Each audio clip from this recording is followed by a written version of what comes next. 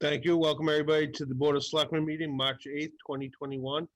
Please rise for the Pledge of Allegiance. I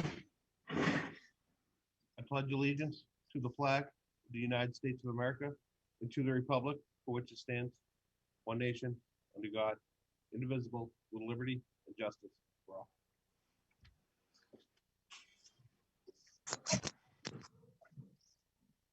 Thank you. First up is public announcements. Any public announcements, Mike? Nothing tonight. Kevin? Nothing. Jim? Night. Alex, any public announcements? No, but I just want to give a shout out to the fire department for a great job they did for saving a house, I guess, on Saturday night or into Sunday. The damage was contained to the second floor, as I understand it. And I just want to give a shout out to all our men and women at the fire department. Yeah, great job as always. Thank you, guys. Zulu. Public comments. Does anybody have any comments they want to make? Could be anything on the agenda tonight. If you do, go to the raise hand option in the on the bottom of your screen. Kind of give me some indication. Okay, seeing none. We'll move on to our first Just public. one. Hey, Tim. Sorry. How's it Oh, hi, going? Brady. How are you? Sorry. Good. No, how's it going? I just wanted to make a quick comment just early on while you have the public comment. Absolutely. If you could just let the people know your name and position for the record. Certainly. Evening, everyone. I'm Brady Thomas. I am the union president for the Abington Police Department. I represent the members of Local 476. I just wanted to give a quick comment tonight. I know that you guys are voting on moving to regional dispatch. I know that there's been discussion in the past. I've just wanted to make a quick comment regarding it. So I've had of late, some of my members have come to me asking questions about the switch and how it's going to work. They've also discussed with other members from Rockland and Holbrook, and I believe Whitman, who are also part of it right now. And they've also just voiced some of their concerns that they've heard as far as how the dispatches will actually work. I know that it works extremely well for the fire department and they're very familiar with our towns, but we've also heard that there are and have been issues with them dispatching officers or departments to calls in other towns. And I know that we're looking at this as a effort to increase or decrease call times and the amount of transfers that happen. But sometimes initially when a call comes out, those officers might not recognize that initial street might not be in their town, or even if they recognize it right away, it's still another layer that gets added back into that call, because now that dispatcher has to go back and figure out which town they're supposed to be dispatching to. I know that it's been said that we're going to get a dispatcher or dispatchers dedicated directly to Abington. I know that, yeah, they're going to come around. They're going to come out, see the town, maybe do drive arounds to get to know the streets. But again, it's things that I've heard from other towns that they have concerns with how they're dispatched. Sometimes they're not getting dispatched, or if it's a call where normally police and fire go together, it's the fire gets dispatched and then almost the police is like a second afterthought, where usually sometimes on medical calls, when they come into our station right now, we're able to dispatch an officer directly, and we sometimes get there before the fire department. It might be a minute or a couple minutes, and with calls like that those minutes or even seconds can mean a lot. So I think that I know that there are going to be bumps in the road, and that there's always a learning curve, so to speak. But I just wanted to make sure that I know the system as far as the police side right now isn't perfect, and that those concerns that my guys have that we've heard from other departments are also known. That's all. Thank you, Brady. Thank you. Brady, what's the difference in the system between the fire and the police? You know, I mean, if it's working for the fire, like, I guess I'm saying you're worried that the system's going to be different, but I mean, I'm not like privy to how the systems will differ. I don't know that. We weren't exactly like involved, I guess you'd say, with the regional dispatch. I mean, I came about know about it from a town meeting. But as far as I know that I'm sure that they're in the same room or wherever at Holbrook, how the room works. And I don't know if it's how they pass information along to each other or if it's one dispatcher works the whole system. That's something that I think would have to be kind of explained to me. But I'm just saying the concerns that I've heard from the guys and girls that it's going to affect directly. Like, we are the ones that will be receiving these calls and working with the dispatchers on a daily basis. And I just know from guys that I've talked to and who my guys have talked to that there have been issues with dispatchers. And I'm sure that those issues get run up the line and that they get communicated, but I just wanted to make sure that those are also heard. Is it true that all cell calls go to Holbrook now? Can someone answer that?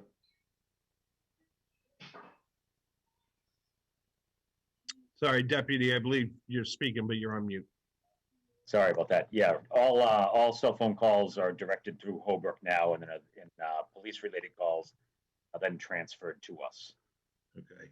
And all landline calls go directly to the station? Yes. Okay. Yep. And then any medicals we transfer to Holbrook. Right. But the majority of the calls that come in, are they cell phone calls now? I believe we're at about a 60-40 split between cell phones and landlines in most communities is kind of the breakdown. So, but I believe that's beginning to, as in the past years, it's beginning to increase that more and more people are opting for cell phones versus landlines. So that's only going to increase that more and more calls are going to be fielded by Holbrook and are going to be transferred over to Abington. Okay, thank you. Does anybody have anything else for Brady's comments specifically? We'll get more into it when it comes up on the agenda, but I don't want to dive too far in. We do have somebody waiting for a public hearing. So are there any other questions for Brady or any other public comments? I just want to say I appreciate it, Brady, for getting on and speaking and letting us know how your officers feel, the ones that are out there that are answering the calls. I appreciate that.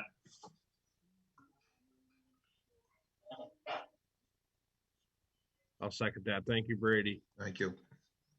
And moving on to public hearing, seeing no more comments, correct? Okay. The Board of Selectmen will hold a public hearing on Monday, March 8th, 2021 at 6:30 via Zoom for an all-alcohol beverage license for the New England Restaurants LLC, DBA Ole Ole Cantina, Joe Armstrong, manager, 800 Brockton Avenue, Suite 1. Joe, I see you on here.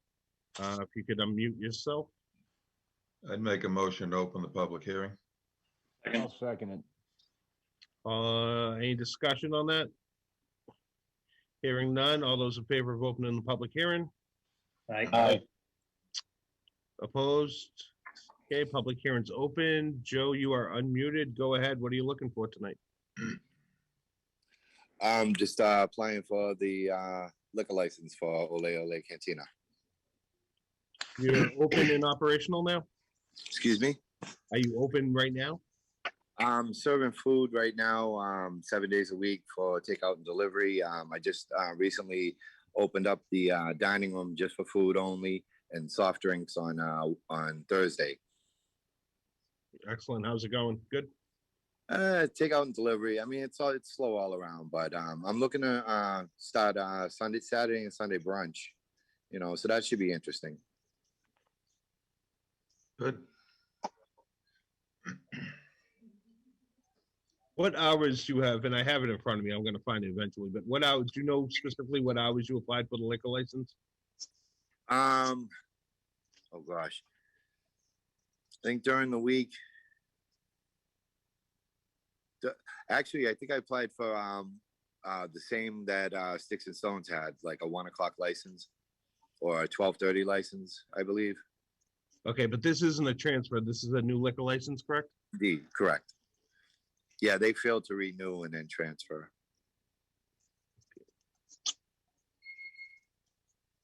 Scott, how many liquor licenses do we have open right now? I don't have it in front of me. I'm really not sure.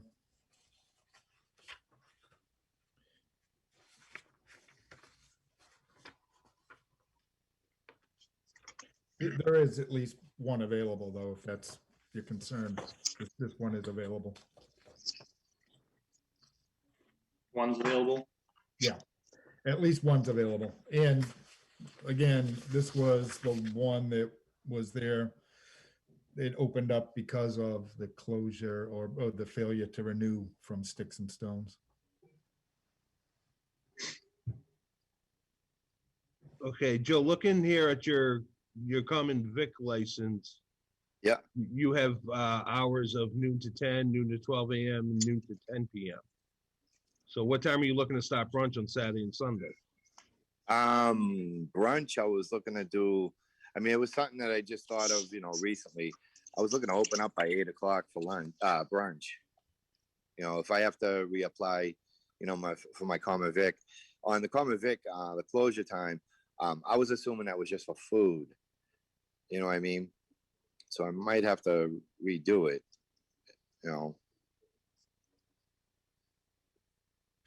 Yeah, I think we'll have to redo that because it's Okay. starting at noon every day. So you're gonna wanna have an earlier start on the weekends, Yes. at least.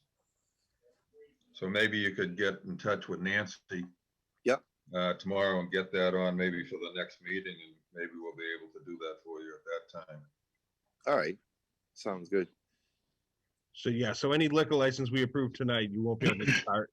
You won't be able to start till noon, and you'll have to be closed by 10 p.m. Okay. Monday through Friday. Saturday, it says you're noon to 12 a.m. Mhm. So just a heads up on there. I don't want to All right. run into any issues right away, so. Right. Yeah, same here. Any other questions from the board? Take a motion to close public hearing. Before that, I just want to make sure that there's no public comments from anybody in the public. If they could signal me, make yourself unmuted, speak now. Seeing none, we'll take that motion. Kevin, is there a second? I'll second. Okay, motion to close the public hearing made and seconded. Any discussion on that? None. All those in favor? Aye. Aye. Unanimous. Public hearing is closed. Is there another motion? Motion to approve. Second. Motion to approve an all alcohol beverage license for Ole Ole Katina has been made and seconded. Any further discussion from the board? None. All those in favor? Aye. It's unanimous. Joe, good luck with everything, and we'll see you back when we want to change some hours, okay? All right. Sounds good. Thank you very much, guys. Thanks, Joe. Good luck. Thanks. Okay, up next is a request to amend the sealer of weights and measures fee schedule. Do we have somebody specific here to speak on that, or Scott, are you? Bill That is- Mullen is our new sealer of weights and measures. He is on. That is myself, Bill Mullen. Oh, hi, Hello, Bill. How are Mr. you? Chairman. I'm well. Thank you. Go right ahead. So I believe what I'm asking for here is I'm just trying to codify what I think has been in existence. As the new sealer, I've been going through all the old records, and I sent you all some documents. And the primary fee schedule I have says the effective date is 2011. A while ago, I found notes from Leo of proposed fee increases, and that was back in 2015. And it appears like, going through the receipt book, that that's what he has been using. But when I checked with Nancy, we couldn't find record of it in the selectmen hearings based on the dates that he was saying he had to get this into selectmen for. So I'm just not comfortable charging something that I think is what is agreed to by town statute. I've also done some research in our surrounding towns as to what they're charging for these fees. And what I have proposed that I sent you all, if these towns had responded in the last 4 or 5 years, what our proposals are is right in line. We're not the highest and we're not the least expensive by any means. And I just, when I'm doing this and being new to it, I want to be able to use an official fee schedule that will have like the town clerk stamp on it that doesn't have a 2011 effective date. So one of the things is, I don't think it's necessary to go through them all. I gave that to you all as document C on the PDFs. And, we can address some of them, but even, even today I was at one place and I was doing a scale that was over, it was 300, it was a 300-pound scale. We had to bring over 300 pounds of weights up to the second floor. It's a lot of work, and this is the money for the town, and I just want to make sure that one, I'm charging what we're supposed to be charging. We're not undercharging or overcharging. So I think I'm just looking for just an official blessing on these rates that I think have been in effect for a while, but I just couldn't prove it. Bill, how much does the Sailor Weights and Measures Department take in a year, do you know? I haven't figured that out yet. Haven't had a chance to review that. I've been going through the files, all that. I've been keeping my own records as to what we're charging as well as the time and all that, because there's a lot of unknowns. As you know, once Leo left, it went to Mr. Adams and then to Mr. Norling and finally to me. So we are behind. There's a lot of sites that haven't been looked at in like 2 years. So in addition to my training with the state, I'm also, working at trying to get us caught up. Scott, do you know what the income is or the budget for the year? Yeah, I was just looking for see if I had a town report around. I would look it up for you. The budget's minimal. I want to say maybe $8,000. That's I think the total budget. Income should be easily that when you're factoring that, per pump of gas, it's $25 per gas pump. We did FedEx. We did their forklifts, because their forklifts actually have scales on them. So when they pick up a pallet, they know how much it is and how much to charge. And that was like $1,000 a day for the town. So total budget is 8,000 including salary? Yeah, that's a different meeting. Yeah. Because that hasn't gone up since about 2014. Right. But let's get the money in. Let's get the house in order before we worry about that stuff. Okay. I would make a motion to increase the fees as proposed by Mr. Mullen. I can second that. Okay, motion made and seconded. Any further discussion? All those in favor, say aye. Aye. Kevin, can I get your vote there? I couldn't quite see. Kevin Damasio, are you on? Yep, that was an aye. Okay, thank you. That's unanimous. Okay, and realizing I had skipped over something on the agenda was the approval of the minutes for the last meeting. So number one, vote to approve the minutes of January 25th, 2021 and February 22nd, 2021. That'll be two separate motions. I make a motion to approve the January 25th, 2021 minutes. A second. Made and seconded. All those in favor, say aye. Aye. Aye. Aye. Opposed? None. Motion for the February 22nd. I'll make a motion to approve the February 22nd, 2021 minutes. I'll second it. Motion made and seconded. All those in favor? Aye. Aye. Aye, that's unanimous. Thank you, guys. Vote to reauthorize Southeastern Regional Services Group Intermunicipal Agreement.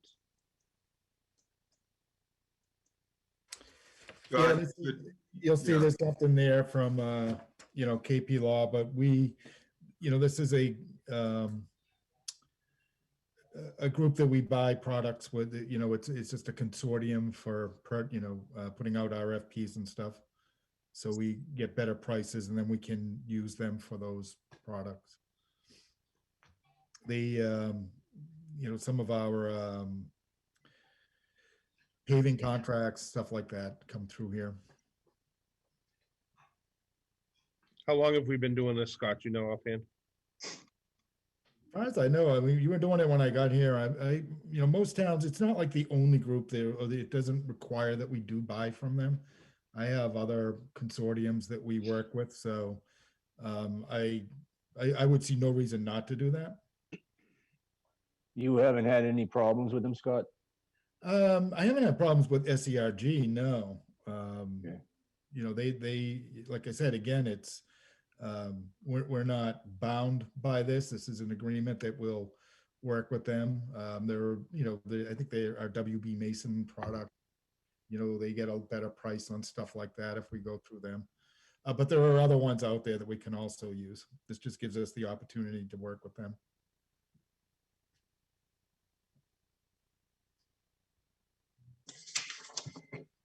Any other questions from the board on? Is there a motion?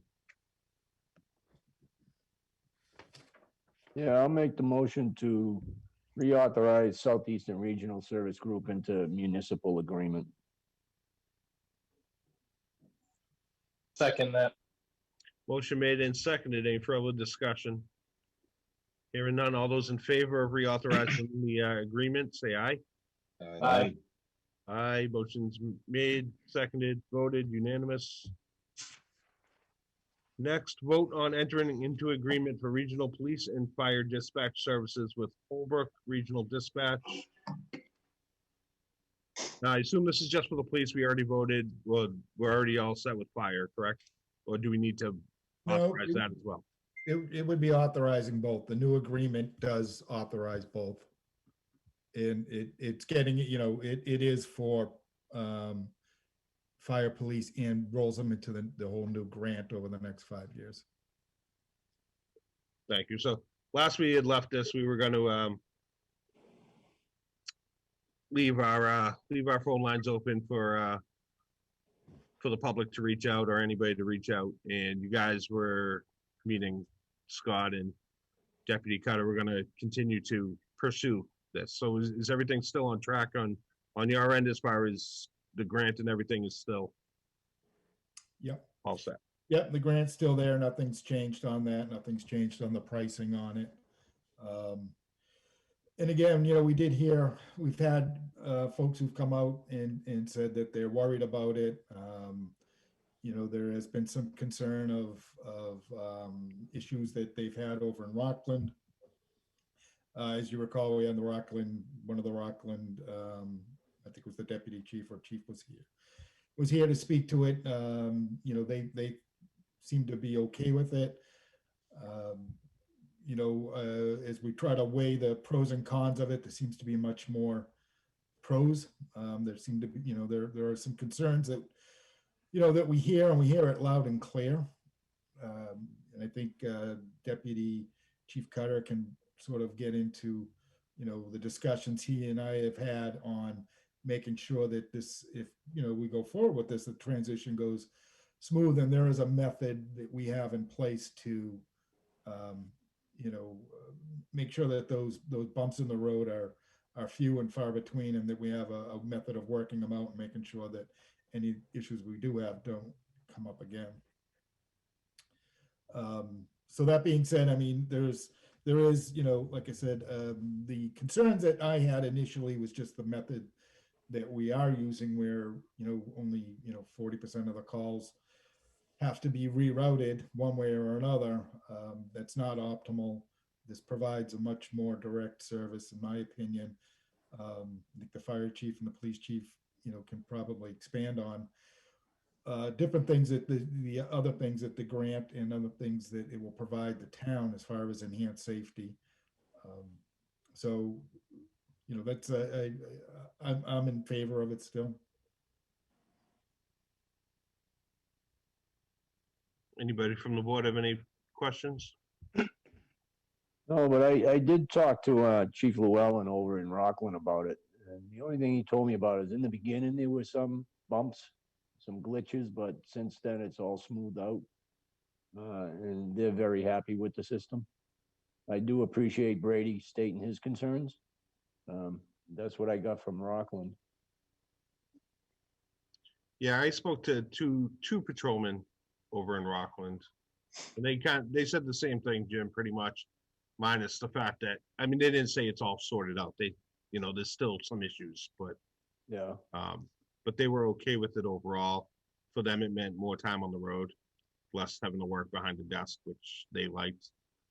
That's just two particular officers. That's certainly not a whole department, and they weren't speaking for their brothers, so I don't know anything further than that. Well, my feeling is if 60% of our calls now to the police department are going through there, more and more people are doing away with their landline. We did. I know lots of people that have given up their landline. And I think the future is most people are going to be using cell phones, and they are going through Holbrook now anyway. So I think it is a natural progression for the town. I haven't heard of any complaints with the fire department. And I like the idea of both police and fire being together. I think that will speed, but I'm not a professional in this, but it seems to make sense that if both police and fire are there, it would work better. So I understand the concerns of the officers, and I appreciate Brady coming on and voicing those concerns. But I think, like I said, in the future, it's going to be more and more cell phones anyway, and they're going through Holbrook now. If I could just add as well, maybe some of the issues that Rockland has experienced may not necessarily hold true with us, where fire's been over in Holbrook for 5 or 6 years already, and that the problem with identifying spots in Abington and identifying streets in Abington, I'm hopeful that when Rockland went over there, Rockland was the first. I'm not sure if their fire was over there at the time or how much involved they were, but I know here a lot of those bumps, as far as location and dispatching and things like that, hopefully are worked out already because fire's been there for so long. Deputy, do you have a plan in place for if the officers do run into issues on how they can get that resolved or up the chain? Just so it doesn't fester and. Yeah, exactly, Tim, and that's obviously something, and that's as like Brady said, we need to work through this and get through these bumps. But yeah, there's as part of the interagency agreement between us and Holbrook, there's a procedure in place to deal with any issues. So at the lowest level, the supervisors, and this has been very successful in Rockland, and in speaking with Rockland, at the lowest level, sergeant to supervisor in Holbrook have been able to work out 90% of any complaints that they've had and maybe even higher than that, but they've been able to work out the majority of any issues they've had working from shift supervisor to supervisor over in Holbrook. And then the agreement has a built-in process that if it doesn't get worked out at that level, then it gets pushed up to the next level, and either myself and Director Hook will get involved in the issue and work to come out with an agreement, whatever's taking place. So yes, there is definitely it's a written agreement, and it's in place for us to deal with those things. Thank you. Anybody on the board have anything else? Yeah, I guess, does Director Hook want to address any of the concerns while he's on here? Is he on here? Oh, yeah. There he is. Mr. Hook, go ahead. Good evening, everybody. Thanks for having me on. There isn't a lot of issues. I'm going to be perfectly honest with you. You know, in the beginning, there's a couple of months of growing pains, and then things smooth out. Once in a while, there may be an issue regarding how a call's handled, and it could go on either side, right? We could have an issue with the department. They could have an issue with us, but the deputy chief spelled it out pretty clearly on how we handle resolutions. It's all spelled out in the IMA. And to be honest with you, it's very rare that an issue gets to the chief level or my level. It's usually resolved. But you know, it all has to do with policies and procedures. That's important in this whole process, how we dispatch calls. But I think, you know, this is a good fit for the town of Abington. Your police and fire dispatch should be together in the same room. There's certainly better communication. And obviously we'll address any concerns. If the town of Abington, you know, months down the road decides that they're not happy with the service, there is a 6-month opt-out in the IMA. You can opt out after 6 months. So there are provisions in there. And we certainly in Holbrook, we don't want anybody that's not happy. You guys are going to be customers of ours. Abington Fire has already been a customer for many years.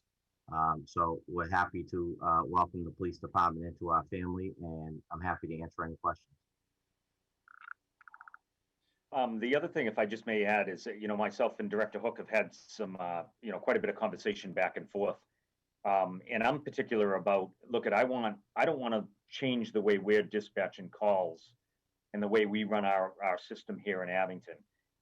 You know, one thing that we do here, which is pretty unique compared to some other police departments, is, you know, we all talk about priorities from time to time, but we dispatch our cars according to priorities, which means there's a certain response based on a certain type of call. And although that might sound self-explanatory or obvious, most police departments aren't doing that. How the officer responds sometimes is left up to the officer themselves, as opposed to having it specifically spelled out in policy. But that's just one aspect that I've spoken with Director Hook about, in just to be sure that the way we do things here in Abington are not going to change policy-wise because we're switching over to Holbrook. And he's assured me up and down that that's not the case, that they are going to look at our policies and we are going to incorporate our policies into their dispatch. So it's not like we're conforming to their dispatch center. Abington, the service that the residents here expect is still going to be there, and there's nothing changing on that. And just to add, I do really believe that you know, on the everyday call, there might not be a big difference, but the service to the residents here in Abington is most definitely going to improve if we have a serious incident here in Abington. And you know, that Holbrook's just more capable of helping us with that. Gentlemen, if I could just quickly speak up too from the fire aspect. We've been with Holbrook for almost 10 years. I don't even feel like we're a customer. To be honest with you, I feel like Holbrook is a branch of our department. To give you an idea of just how effective they are, just in the early morning hours yesterday morning, we had a very serious and dangerous house fire on Washington Street. It came in about 3:45 in the morning. And upon arrival, we had heavy fire on the outside of the building, but it also had extended into the attic area of an antique balloon frame residential multifamily. I know Jim knows what that means. Not everybody else here does. That's a very dangerous fire, and it was a very complex incident to run. I ran that incident with the help of all of my officers and firefighters in 3 other surrounding towns, and it worked flawlessly. It was the towns of Abington, Holbrook, Rockland, and Whitman, all operating together on that fire scene on multiple levels of that, as well as numerous requests for either service, information, other entities to respond to Holbrook, such as National Grid Electric, the Red Cross, a wiring inspector, which they finally got one from Rockland, We're looking for the DPW. We're looking for the police for a certain issue at one point. Every incident across the board, no issue whatsoever. Like any other issue that incident that we have with Holbrook dispatching for us. We've had multiple complex incidents. This one again went flawless, just as they've done. They're a very professional outfit. And I am concerned with new language on this new contract. Your vote could potentially pull the fire department away from this, which would be a massive tragedy in my view on this. I think that's very dangerous. We have something that is very safe, very effective. It is proven. I would welcome the Abington Police to join. As a resident, I live in town as well. Nobody has complained to me or reached out to me in the last month or anywhere prior, any issues whatsoever with Holbrook. The complaints that I have had, probably maybe 3 over the last 8 to 10 years, all initially were the complaints of the multiple transfers to get from their initial cell phone call, and then it will go to Abington Police, and then it will transfer to Holbrook. Now that's already antiquated. Right now it goes directly to Holbrook, but once in a while we still have a transfer from a landline phone at Abington, depending if it's for fire or EMS. Initially it goes to the Abington Police, then they have to transfer it to Holbrook. This is going to fix that issue as well. That's the only concerns or complaints we've ever had was with those transfers. I think you're getting into a great thing. And Deputy, you may want to just update the board if you could on your radio infrastructure. I know you've been doing a lot of work with Director Hook on looking at your radio infrastructure. If you could perhaps update the board on what's up with that. Yeah, I mean, over the last couple of weeks, myself and Director Hook have been, he's had some vendors come out and look at our system. Some of the things that they're going to do for us, they're basically going to rebuild the current system we have. And all of our police communications, our main communications are going to go on this whole new system. It's going to be a simulcast system. There's going to be multiple receiver sites and transmitter sites throughout the area, including we're going to get a site over in Rockland, a very high site in Rockland that's going to give us better coverage. We're going to get a site at the Brockton Hospital in hopes of giving us more coverage. So basically through this in the grant, we're going to rebuild completely our main radio system with all the redundancies built into it should one leg of that system fail. And then you ask, okay, what's going on with our old system? And our old system is still a very good functioning system with some limitations, but that system where through Director Hook's help, we talked about using that for our detective division so that we can have, and we're actually going to look at encrypting that for the detectives. So we're actually getting not only a whole new system for our regular communication, but we're also getting a system, the system that we're currently using now, strictly dedicated to our detective operations. So that will be huge. It will give them the ability to communicate on a channel that they can communicate privately on and manage their investigations. In addition to that, we were looking at powering 2 of the sites, our Chestnut Street site, and I think I mentioned this before, but you know, we've had quotes of FM generator came out with the assistance of Director Hook, and we're looking for a generator on Lincoln Street and on Chestnut Street. I spoke with the water department, and they would be more than happy to sign in and connect in with us up on the Chestnut Street water site for their communications equipment that's up there as well. So that will give us coverage across the board should we lose power and anything like that. We also had a meeting with our software. I believe it was almost about a $60,000 software package that would incorporate us into over in Holbrook. You know, one of the things that I'm looking at doing is electronic citations and a couple other things. And I, on top of that $60,000 software or $50,000 software update, I also gave Director Hook just recently a quote for almost $30,000 worth of computer tablets for the cruiser to include printers for the computers so that we can move forward to that electronic citationing. So there's all kinds of benefits that on our end as far as our hardware is concerned. So Deputy, it's my understanding that the grants are gonna amount to about $750,000. If we didn't do this, when and how much roughly would we have to pay to upgrade our radio system if we were to stay on our own? If we stay on our own, there's no need per se to upgrade. We've been operating on the system that we have. We have done some infrastructure upgrades to it over the last, say, 5 years. So this will improve what we have now. It's not that we have to go to this system, but it will improve upon it. Currently, we don't have a big redundancy built into our system.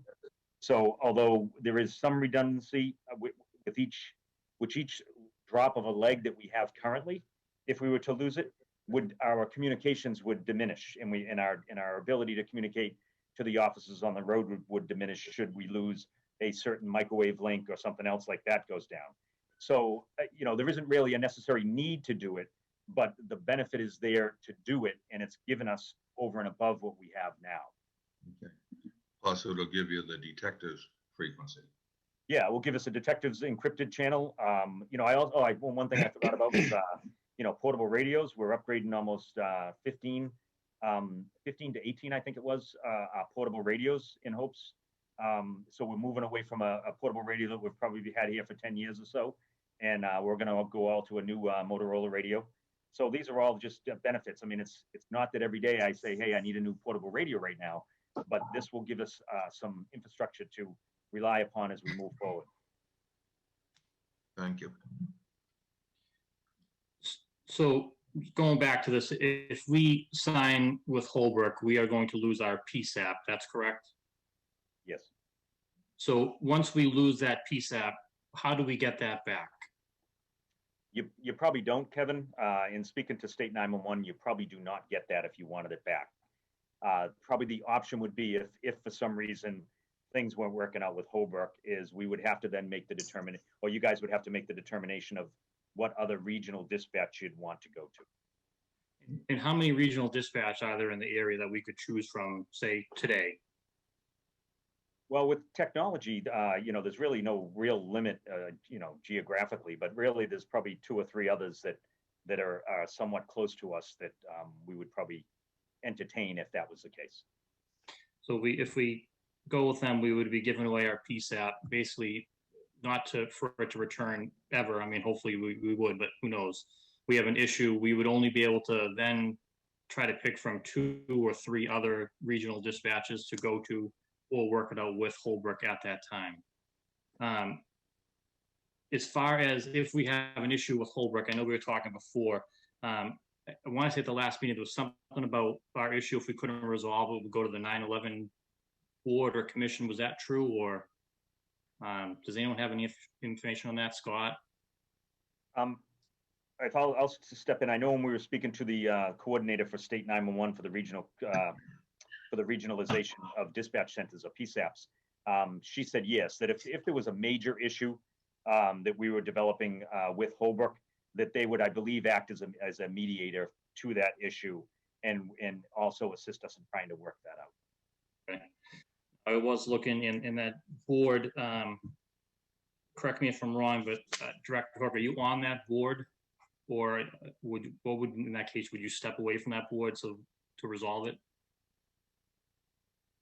Yes, I am a member of the 911 commission, but I don't believe that that would go to the commission. It would probably go to the executive director of 911. I don't think the commission oversees that kind of stuff. But I'll just add that, we dispatch 6 towns. We've been doing this since 2008, and not once has anybody ever even entered into the discussion of leaving or having an issue that to that degree that we had to go to 911. But that is an option if needed. Okay, so in that time frame, you've never had to deal with going to the 911 commission. Yeah, but if I can just real quick, so again, we've been doing this almost 10 years. Any issues we've had with Holbrook, we haven't even made it to paper. It's been verbal and they've immediately responded it. So there's a historical record with Abington. We haven't even made it to paper with the fire department. And that includes not just fire dispatches, but fire, fire, municipal fire alarm monitoring, the EMS, the emergency medical dispatch portion of it, as well as just the day-to-day business aspects that we get from them. There been a couple of bumps initially? Yes, they have. It never even made it to paper to get to any type of a governance to have to deal with that. So that's just our history with them. Okay, thank you, Chief. And I had another question. One of you can maybe answer for me. There was a 6-month opt-out. So if we signed in the PSAP's taken away, the 6-month opt-out, would we get our PSAP back, or does that mean we could opt out of the agreement with Holbrook and have to go to another emergency regional dispatch? I believe it's our PSAP would be gone once you opt into the agreement. It would just give you a legal avenue to leave the agreement after those 6 months. And then have to find another regional dispatch or work it out with Holbrook. Okay. I believe so, Kevin. I'm not too sure on that, but I believe so. And I then think to be honest with you, from our aspect, from the fire aspect, that would be dangerous and irresponsible to try to go to another location. The fire we just had the other night, all 4 of those departments working literally shoulder to shoulder in that building together are all in that same room at Holbrook. Holbrook, Rockland, Whitman, Abington, all those entities are literally side by side in Holbrook, and the firefighters were side by side in that building. For us to try to go to Duxbury or Foxborough or the Shrek over Norwell area, like that's a whole nother aspect. That's what we're getting back into what we just got out of. I think that would be a very dangerous road to go down. And it appears to me we're looking for reasons to have this fail when we've had no failure points with this whatsoever. I don't understand that, to be honest with you, but I think a lot of these are what ifs that probably were never going to occur. And the 60-40 split with cell phones versus landlines, have we done a study on Abington? Is that Abington numbers, or is that just a number that's out there, an average? Kevin, I looked at that for the last meeting, and I apologize for not having it at the top of my head. But we actually looked at what numbers, how many calls are going to us and being transferred and whatever else. I do have that in my paperwork in front of me here. I will try to pull that out and see if I can get you an actual number. Okay. When I talked about a 60-40 split, I was more talking about the numbers between cell phones and landlines, that the majority of people are moving away from landlines. And at that level, we're at about a 60. I think they've estimated, someone out there, that it's 60% of people are operating with cell phones only, and only 40% are operating with landlines. But I will give you that number if I can find it through my paperwork there. Okay, thank you. And for Director Hook, how would the dispatch be set up? They were talking about working side by side. Would it be a dedicated police and fire dispatch, so a single person for fire and police at Holbrook for Abington, or is it kind of the calls kind of going to anyone there? No, so the way it works currently is, you know, when you come on duty, you're the Abington Police Dispatcher, you're the Abington Fire Dispatch, a separate person. So, however, if it gets busy, if Abington Police gets busy, you have a room full of people that are there to assist. If Abington Fire gets busy, you have a room full of people there to assist, depending on what's going on. So everybody in that room is cross-trained for police and fire call taking, EMD. So anybody can help each other. So when you arrive at during your shift, you are designated a particular dispatcher. But you know, if things happen and it gets busy, you know, you can get assistance from other telecommunicators. And I did want to look at, I just want to reiterate, so Brady Thomas from the police was saying that, you know, other officers have voiced their concerns. There are and have been issues with dispatching, that they've got there before the fire department, dispatch them directly. So I do want to reiterate to the residents that can hear that too, is that Brady was on and did say those things. I wanted to circle back with Jim Conley. You said you talked to the Rockland Police Chief Llewellyn, and he said there was bumps at the beginning, but now they're happy. Is that correct, Yes. Jim? Yeah, that's what he told me. Okay. Like anything new, you got a period where you got to get used to stuff, and you can expect some glitches to happen, but they worked it out. I And he's understand very that. happy with that. To me, I worry a lot more. I mean, glitches and bumps on the road are fine, but there's very important calls that come through, and a system that's working now, I have concerns. What if this is a very important call? Situations, seconds matter in that. So, I understand that. I understand your point. And, I just I want to would- say that, I'm used to Boston Fire Department. They've been in existence for over 100 years, and I don't know how many times in Dorchester we got sent to Medway Street, only to say, hey, there's nothing here, and 2 seconds later, they're striking a box from Midway Street in Southie. It still happens, it happens, and you work through it, and you do what you got to do to make it work. And it sounds like Rockland and Abington Fire has done that, which is what they do. You know what I mean? That's their job. So I appreciate that. Scott, there was a comment about the police hearing about this through town meeting. Was that true? Were they notified, or is anyone notified about this prior to the agreement, or anything being talked about? Like, were the unions notified? I'm not sure when the unions were notified, but it was apparent that they knew about it. I mean, we've had discussions, and they've mentioned it, and it may have been through the selectmen's meeting. I do believe that they've been notified by our council also. Okay, so they were notified at the time. And then Deputy Chief Cutter, back to you. Officers, you had made a comment about officers responding. So I know you guys use the system of priority codes, and that won't change. You did say that officers can change their own priorities to a response to a call. Yes. That they could supersede Holbrook or Abington dispatch. That's the case. Yeah, the policy that is still in place now that, an officer may encounter something on the road or know more to the call than what dispatch knows. And there is a procedure in place to modify that response at any point. The officer can modify it, or the supervisor can modify it. But it just serves as a general guide. And I think my point with that is just really that the cooperation with Director Hook, that he's willing to entertain some of those unique aspects of how we dispatch here in Abington. I know there were some comments that I saw online. One Abington resident had said basically, why is this being done? Another one had said officer safety. Looks like there was some talk about a call the other day at Bemis Drug, and they were dispatched to Bemis Pizza in Rockland.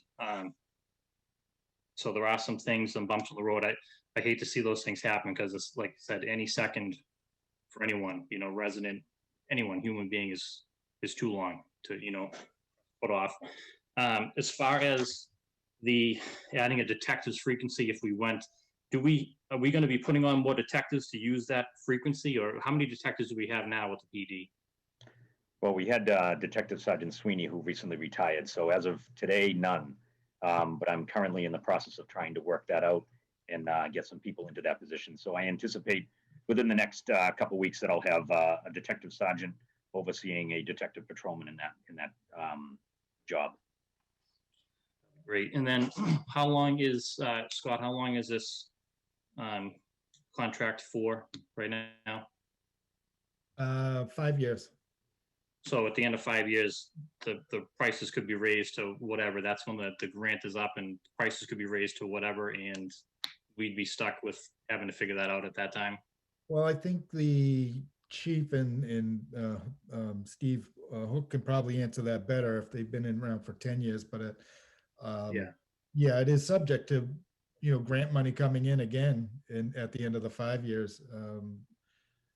But the price will go up. I mean, obviously the grant's covering everything for a certain amount of time.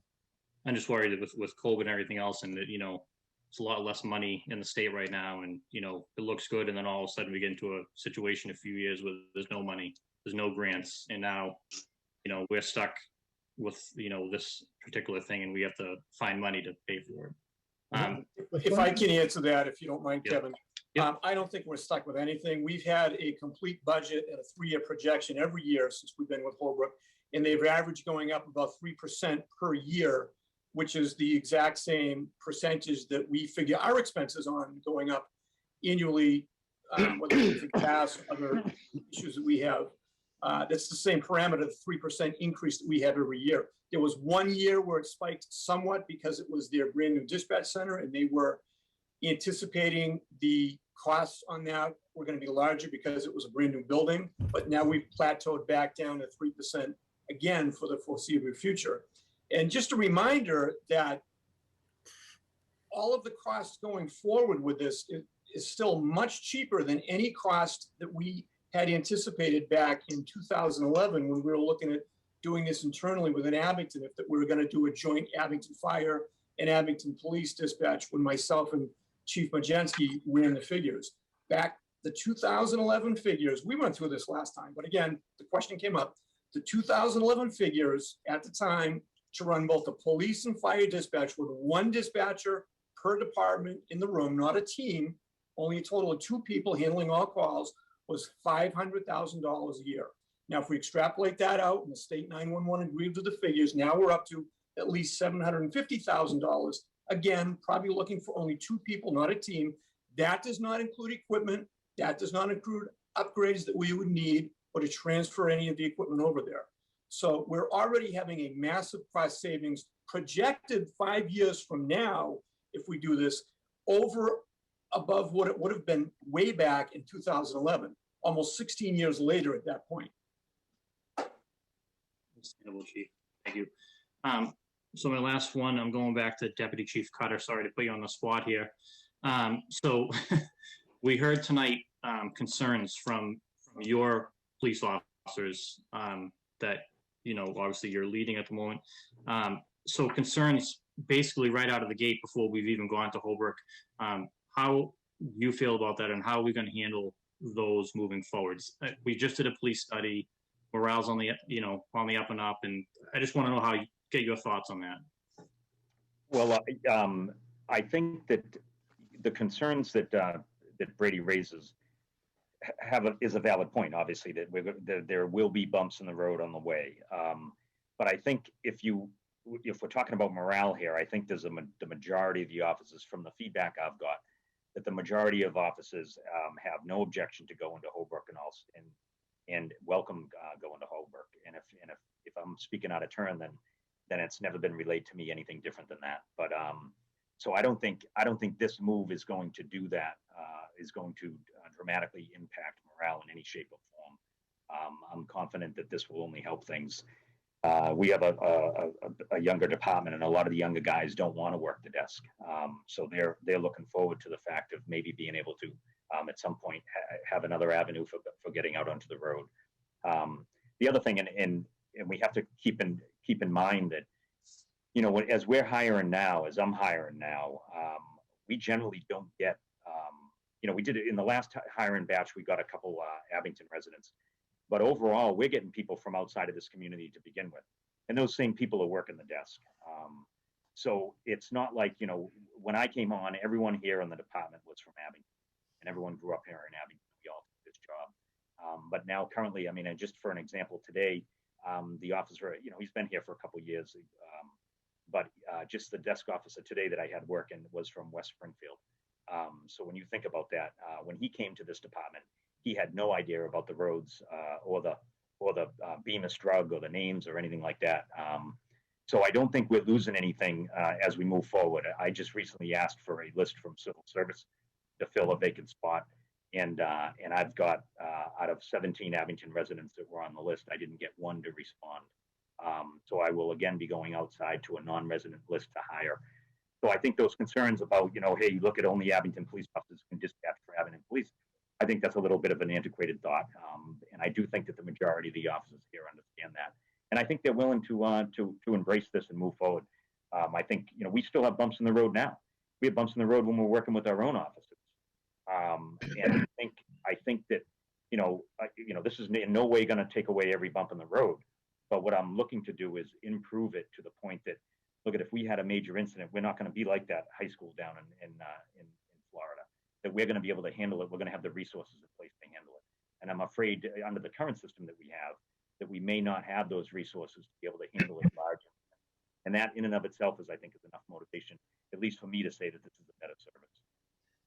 Understandable. So, and again, I think we talked about that last time, is that, you know, the process of hiring civilian dispatchers was started and then kind of halted at the PD. And, you know, I'd like to see that move forward again, but,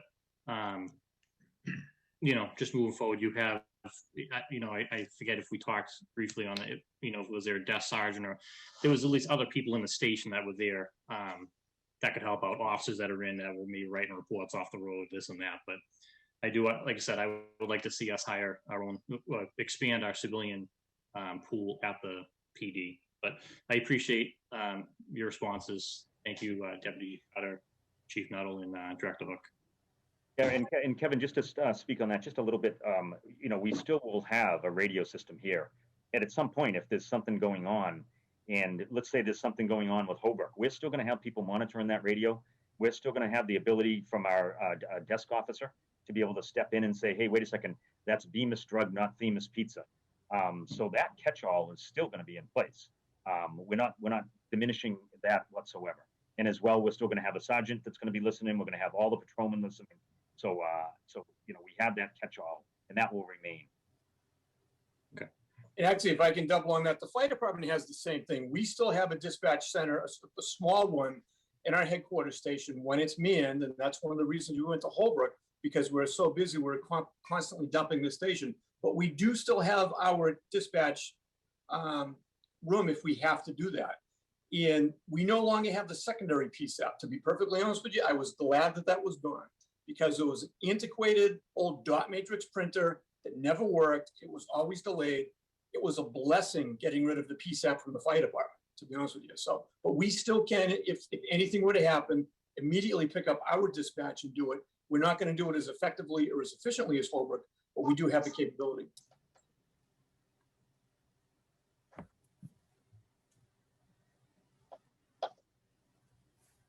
Thank you, gentlemen. Anything else from anybody on the board? Anybody wish to make a motion?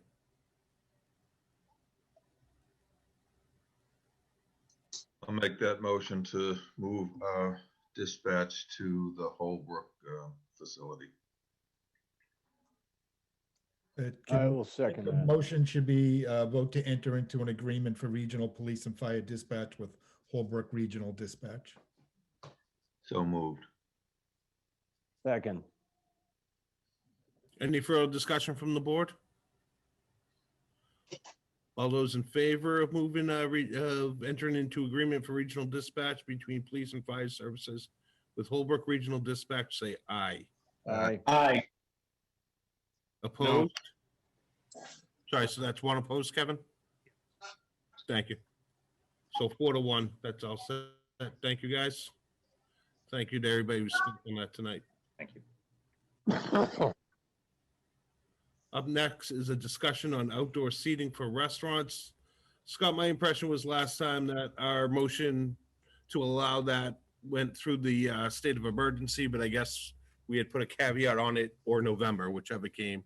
Yeah, and I reached out to the ABCC today just to see what the period would be from them, and I believe it does, and I did get something back that'll go. Their approval goes to 60 days after the end of the state of emergency. But I think when we did it, we had at that time, the end date from the state was still November. So our vote was November. So I think if you want to revote it, then I think we could put it on just to, go in, in accordance with the state's guidelines to go up to 60 days after the end of the state of emergency. And again, anybody new would have to come in and ask for the ones that you've already approved, because we already have their floor plans and their layout and their emergency plans and everything. So this is just be for anybody who we already approved last year. So we would put this on a future meeting to vote on, not tonight. Yeah. If that's what we decide. If that's the way you want to go, I assume you do. But I just wanted to get your feedback on it. Yeah, no, I think we need to give restaurants all the help we can get. So let's get it on the next meeting. Yeah, there was we had no complaints from any residents on any places last year. Building department did a great job with the fire department. I know the deputy chief of the fire department did a great job with Marshall to go around and make sure everything was done right and done safe. And I don't believe we got any complaints about it, so I see no problem doing it again. It's going to be another tough summer for restaurants.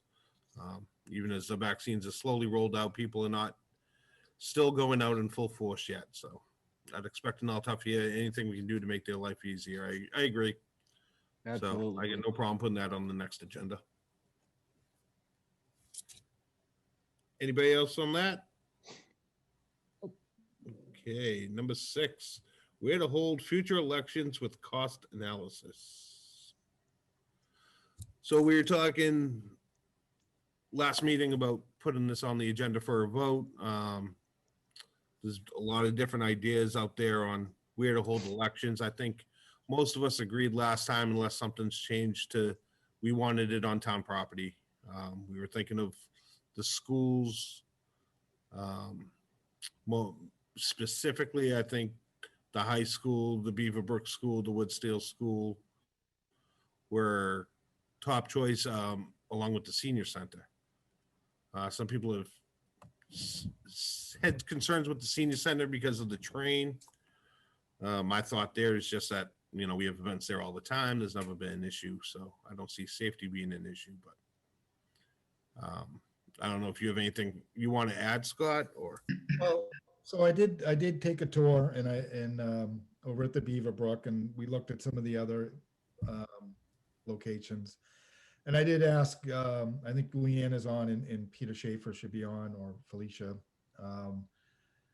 And I asked the chief and deputy chief to stay on for this too. So my thought was, when I looked at the Beaverbrook, it seems the most conducive, and only, in my opinion, from what I saw, and the big reason why is because during the certain years you'll have the federal elections, and you'll have federal primaries and state elections and state primaries, and they take place during the week.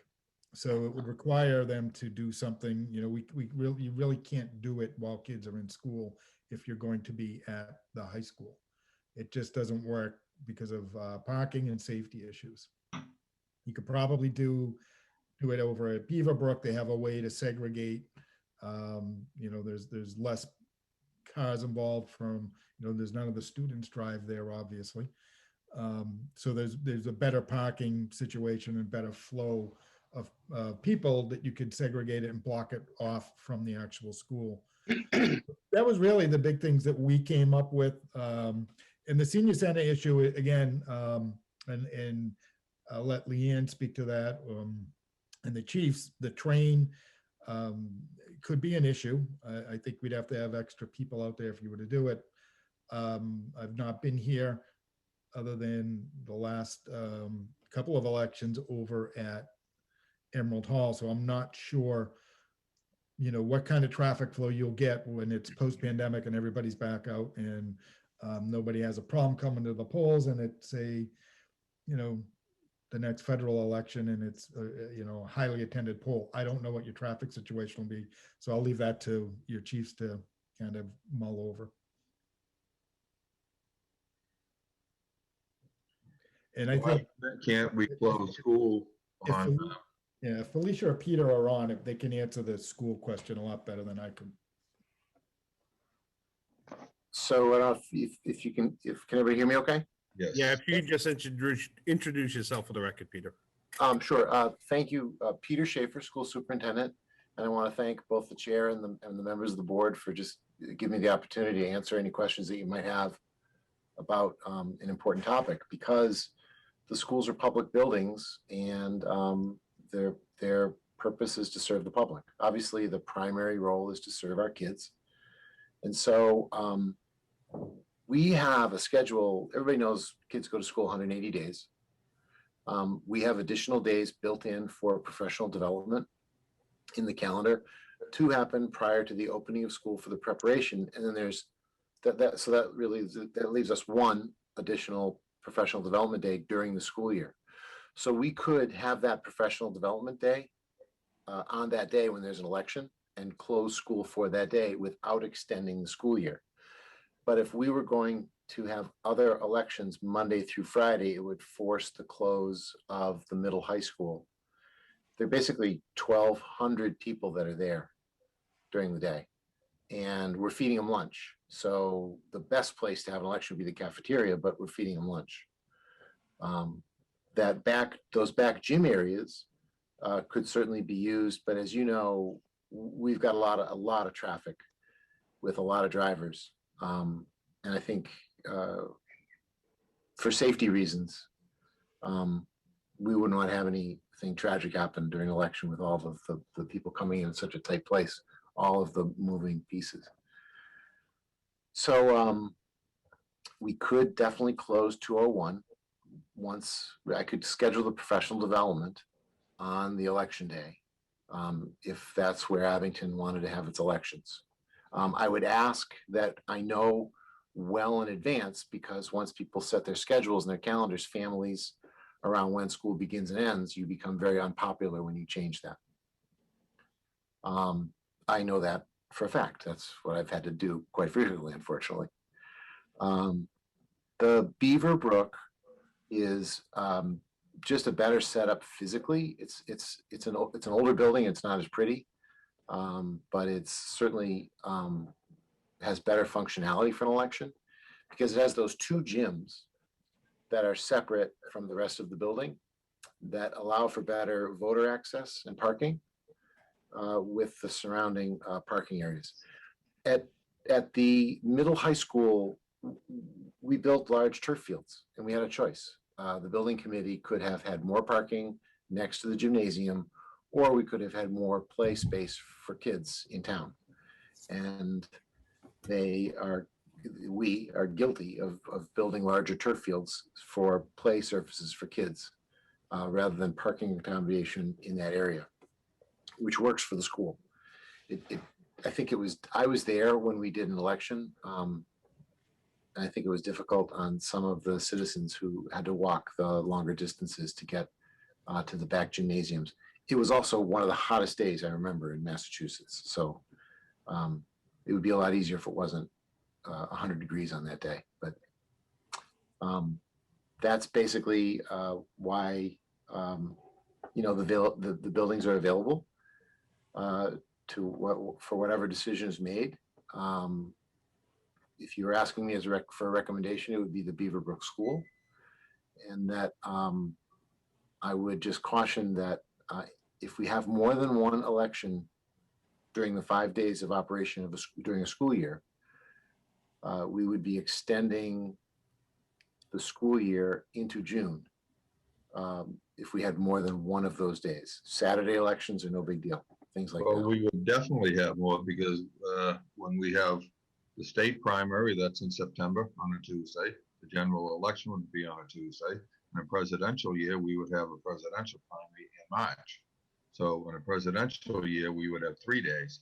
Do you take into account snow days when you schedule? We do. We give everybody the calendar with no snow days. We give everybody the calendar with 5 snow days. And then most people subtract those off, hoping they won't have snow. Well, some do, some don't. It's up to the individual. So you have 5 snow days and 3 professional days. Yes. So there's 8 days added on. So it's 188 days is what your calendar is. People really, well, they think of 180 days for students, 183 days for educators. And 5 school days. 5 days that we caution people not to schedule, because we could have to make those days up for snow. Because our teachers or our parents may want to take a trip early. And if they do, it's at their own risk, because obviously we have snow days from time to time. So if we went to Beaverbrook, would you have to shut down school? I don't think I would as quickly. I'd want to, depending on the size of the election, I don't know that we would. Just, again, it's 1,200 people moving around that middle high school. Our, our parents, sometimes, you know, they dump and run. It's almost like Logan Airport when they leave somebody off for, to get a plane, and they just shoot away. I'd hate to do that during a large election. So the parking at Beaverbrook, how many cars are there during a normal day? And would there be sufficient parking for an election? There's a lot. There's more. I don't have the number of spaces off the top of my head that staff use compared to what are available. And what about the buses for South Shore Collaborative, is it? Yeah, there's a good question. There's a van ready area depot for North River Collaborative there. So those vans are always there, except obviously. We have some control about where we could move them for events and things like that, though, if we needed to create greater space for the public. The other thing I've heard at Beaverbrook is that, and maybe Leanne could answer this, that we have some electrical issues there, or maybe Scott, do you know? Actually, we looked at that. I don't think you'll have any problem at all. Okay. I think there's plenty of power. If I could, you know, one thing you might want to do is, I don't know, I would imagine it would be nice to have a place for elections forevermore so that people know where they're going and they get a consistent feel. You could, you know, have this next town election, which is a Saturday, you know, we could host it at the Beaverbrook and you could see how that goes and get a feel for it and then make a decision after that. Just a thought I had. That was actually my thought too, going into it. Why don't we try that, or the senior center, or wherever we're going to do it, and try it, and then the selectmen could revisit it after the April election. I don't know how it's going to work out at the high school because we've done that before. I'm proud of the building that you help support build at the middle high school. I really am, and it's a, you know, it is a showcase for us, and I would love to host those elections. I'm just concerned about doing it with 1,200 people and all that chaos during a school day, and then postponing the year into June would make me one of the least popular superintendents already, along with probably anybody that voted for it on the South Shore. So Tim did a social media survey, and it was overwhelming. I believe last I saw it, Tim, correct me if I'm wrong, the residents wanted it at the high school. Is that correct?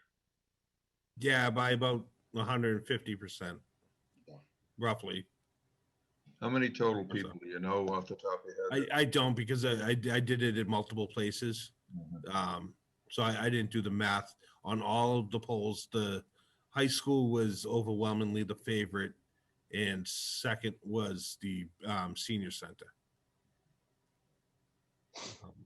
But it was like 144 to 44. So it was overwhelming favorite, but that's a very small sample size still. Right. For the people in town. I mean, that's still a small sample. From the people I've talked to too, as well, not just on the poll, is most people do like it at the high school. They want it at the high school, but they don't want the only entrance point to be in the back. If we do it at the high school, we need to cancel school, which on every fourth year when there's multiple primaries, and so if we get multiple primaries and 5 days of snow in a year, then we would have to extend the school year one day. But that's a lot would have to happen for that to even be a factor. So in my thinking, I'm taking that out. And I'm just thinking the high school would be good, but they need to be able to get in the front door and a hall and, you know, be able to walk to the, wherever the polling place is. Well, they put them in the cafeteria, or if they do it in the gym, be able to walk around. Just my thoughts. Go ahead, Peter. Yeah, it's, again, I'm sorry. It's just, we've got, you know, we feed all those kids in those cafeterias during the day. Well, And obviously- in my plan, the kids wouldn't be there. Understood. And I apologize to my wife now because she's watching at home saying what? I mean, I do like Beaverbrook as well. I like the aspect of, one way in, one way out type of thing. I don't know, could we hear from police and fire on logistics? Have you guys thought of that? One entrance, one exit, or the flow through of traffic? I can speak first, and then I'm going to defer this to the police because really I think it's going to be a traffic issue. As for the buildings themselves, and I've talked to Leanne on this, I have no concern with the occupancy at any of the buildings we have in town, as long as we have access to it. I think there's probably easier access to the Beaverbrook. The high school does tend to be tight, as we all know. We will make anything work for you from the fire department's end, but I'm going to defer to Deputy Cutter only because I think really this is going to be a traffic question. Yeah, so I think I had a chance to kind of drive around today and just take a look at the sites. One thing, just my first impression with the senior center that concerns me is just parking, really. If we look for a large election, I was down there today, probably around noontime. There were probably 10 to 12 spots that were taken up just from the dog park. Probably only a collection of about 60 spots that are down there that I could see marked. I didn't go around the backside. I'm not sure if that's been expanded a little bit, but when you start to think about it, the election workers parking there, the dog park people parking there, I think logistically we could end up with a little bit of a bottleneck getting people in and out of that location. I'm all for a location that's off the main drag for the rubberneckers. We all know that it only increases the problem if everyone's out there holding signs and people are standing there and there's activity going on. Every car that isn't going to the elections are still attracted to that, which diminishes everyone's accountability of those things and their attention as they're driving. So anything off the beaten path works better for me. The Beaverbrook is a nice location because it's off the beaten path. Anybody that's out campaigning, even they would be off the beaten path in most cases. And as the fire chief said, we can do anything with a traffic plan. So we can work on having one in, one out, and working with that. I can talk with Leanne and make sure that happens. So really, it's on my end, the high school. Obviously, it seems like it could be a little bit of a problem, but the Beaverbrook would be something that I think we could handle with no problem. And I do like the Beaverbrook in the aspect of, you could almost, where those buses, the collaborative buses go, I mean, if those are moved out, you come down the hill and park in that parking lot, exit the other way. You could also use the frontage of the building for, handicap accessible, or, the workers in the building kind of control it. Yeah, and just on parking again today, when I went down there, I mean, there was plenty of spaces available over where the collaborative, I think, parks their buses on that side, the Washington side. So, staff and whatever else, if they were to move to that parking lot, it would then give us the option for everything into the front of the building and down by those gyms, and there's plenty of parking spaces there. And two things. One, I haven't been down there in quite some time, but I believe if we did want to host the town election this year, could we get maybe the DPW to paint lines there? I don't think that parking lot is very well. It needs to be restriped, I believe. Maybe Peter could answer that. And is there a way that we could get anyone that's holding signs, if we were to do it there, they could park at the Frollo parking lot or utilize that or another area so we even lessen traffic down into the Beaverbrook area? So if I could answer those, yeah, probably some striping wouldn't be a bad idea at all. We would certainly manipulate what's there to give the best access for people to the election site. And if I could beg your pardon and ask for a little patience, I'd like to maybe try to revisit the snow day question again. I think I may have created a misconception about it. Sure. Let me give you a hard example if the board would like to hear it. Sure, go ahead. Okay. So let's say the last day of school is going to be, could be June 10th. That's going to be our 180 days for kids. We've worked out our professional development. We would then post that the last day of school would be June 15th. We add 5 days for snow days. Right about this time of year, everybody knows we're not canceling, please knock on wood, a lot more school for snow. So what would happen is if we scheduled these closures of the building, let's say it was 3 days, we would automatically, then the last day of school would be June 13th. We'd have 5 days after that. Does that make sense? Okay, I just wanted to make sure I didn't create a misconception.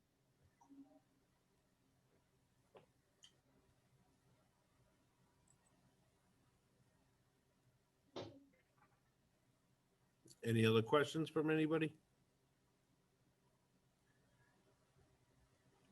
My thought is I would like to decide on a permanent place, and I know and we can change it anytime, but I would like to see some consistency. This bouncing back and forth, I think, has caused some confusion, and you know, I'd like to just see it be consistent, but that's certainly not a decision. Whatever decision we make tonight's not set in stone. It's not. It can. Well, it's not like it I can't be agree. changed. It's I- not like our PSAP, you know.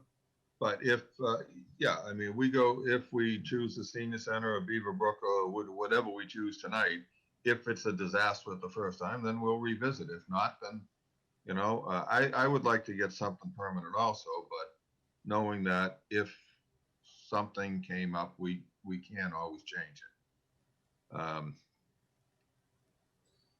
Does the town clerk have a preference of any town buildings? I'd like to hear from her if she's on. Leanne? I think she's having a tough time getting back on. I just readmitted her and it's coming up. She's connecting to audio, but it looks like she may be having a difficult time connecting. Has she said anything to you, Scott, or? Well, the Peter or preference, when her and I met, the preference was, with her, it was beaverbrook. She likes the layout.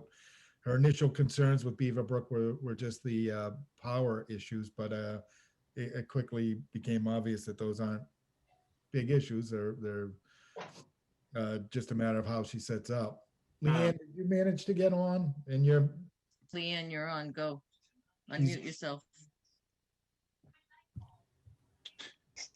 What about the Woodsdale School? I know we didn't talk about that, but there's lesser grades there. Could you maybe touch on that, Peter? Okay. Go ahead, Leanne. Kevin, we'll get back to your question. I promise. Okay. Are you kidding? I finally get a chance? Go ahead.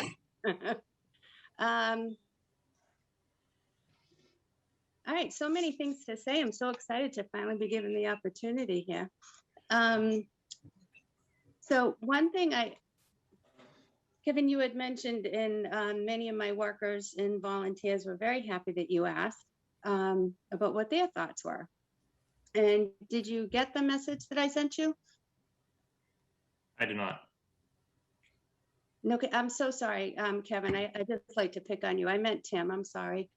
Yes, I did get the I did get your email with the cost analysis and that as well. Yes. Okay. Yeah, because they definitely have opinions about it. Thanks for sharing. I want to be wherever is the best location and whatever is the most convenient for the voters. Because I feel that that's what matters the most. We want to make sure that they're safe and we're able to get in comfortably and etc. And as far as it was commented about the bouncing back and around, the only reason we ever left the high school was because of the construction when the new one was built, and going over to Emerald Hall because she gave us a pretty decent deal. But I know now that, well, I'm hearing that it doesn't seem like a popular choice for you guys. I know that my workers absolutely love it there because the break room is right there. It can be air conditioned and they love it. And every time we do change a location, there is a fee because we have to notify all the voters. It comes from the selectman's office, so I did try to go back to see what the cost was, and I wasn't able to do that, but I probably would a similar cost to when we send out the warrants. I don't know if Scott or Sue, I don't mean to throw you under the bus if you guys know what the fee is for that, but just so that you're aware.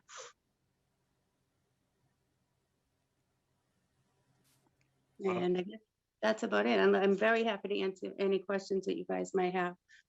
So you don't have a preference, Beaverbrook or Senior Center or Woodsdale? I have not gone into the Woodsdale. I like the senior center very much, but I just picture if it's a primary or a presidential, the way we have the traffic that backs up so far. When we're at Emerald, it's all the way down by St. Bridget's and even further. That concerns me, you know, with the tracks being right there. I did go into the ECC or Beaverbrook, and it did seem like it would work. I would have concerns on the weekend with the parking with all the sporting events, with, you know, the softball and football and everything. But John and I did talk today, and he said that he could notify them. Well, we always had that same issue at the old high school on Saturdays with soccer and the sports in the springtime. So Well, we definitely did, but it was a much bigger area yeah. being at the high school than if we're down at Beaverbrook. I mean, you know, from softball, and I can speak to softball, what it's like on the weekends. Right. Well, I don't think the town elections would be, obviously, they're not as big as the other elections, and the other elections would be on a Tuesday, and we wouldn't have the sports being played down there. So I don't think it'll be a major issue with softball or the sports for the April election, anyway. Leanne, I know one of your favorite questions that I love to ask. What about Thank you. polling locations?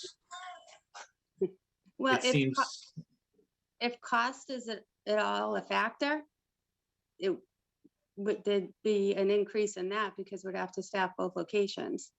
it seems like we have, you know, every location has some sort of issue attached to it. So, and traffic seems to be a big one. So I'm just wondering if we were able to do multiple locations, is that feasible?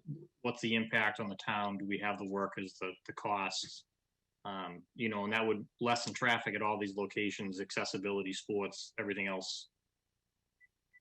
Well, I mean, anything's possible, but it's definitely going to cost more money if you're staffing two locations.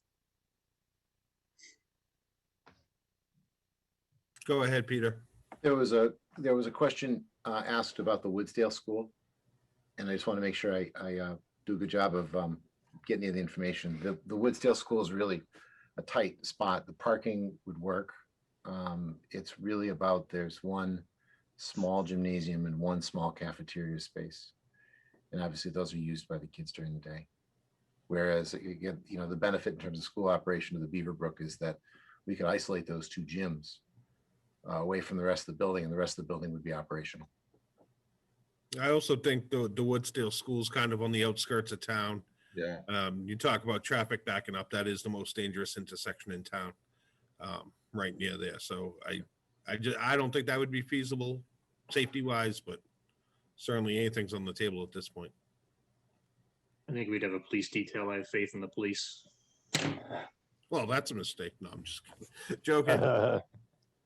That would be how do I describe a detail from hell for any officer? And I would hate to put an officer in that situation to be in the middle of that intersection at the bottom of that hill. I know plenty that will be out there ready to go.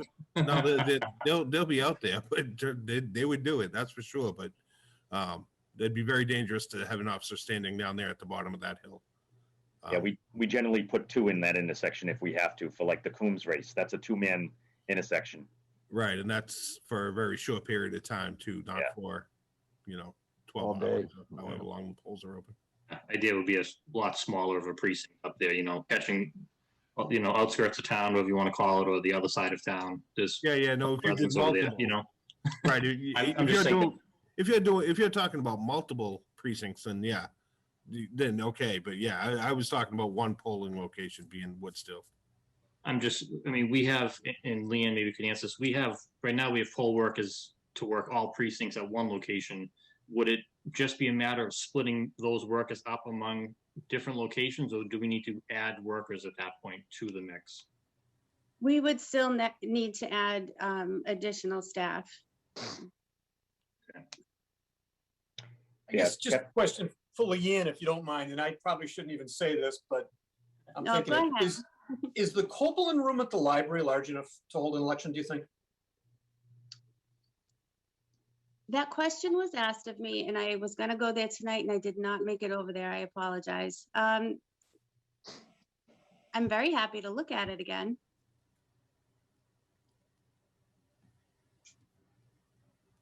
I'm not even sure if that parking area will be large enough, but I'm just trying to think of an alternative besides the schools. Yeah. I'll mind my own business now. Thank you. No, you don't need to do that.